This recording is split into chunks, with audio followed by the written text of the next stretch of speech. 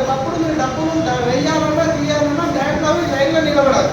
కానీ ఇప్పుడు phone open చేసి కంపెనీ పాస్వర్డ్ కొట్టి డబ్బులు వెళ్ళిపోతున్నాయి. అవునా కాదా? మరి ఇక్కడ బ్యాంక్ అకౌంట్ కరోడ్పతి ఏంటంటే చెప్పడం గ్యారంటీ లేదు. కస్టమర్ అయితే కరోడ్పతి ఇద్దరు కలిపి వ్యక్తి ఈరోజు కరోడ్పతి అయిందా కాలేదా? సో మరి ఇదే అవకాశం, ఇలాంటి అవకాశం మరి మీకేస్తే మీకు వస్తే బాగుంటుందా బాగుంటుందా? బాగుంటుందా బాగుంటుందా? సో ఇక్కడ నేను ఏదైతే చెప్తున్నానో, ఇక్కడ ప్రోడక్ట్ తయారు చేస్తున్న కంపెనీ వచ్చేసి వెస్టీజ్.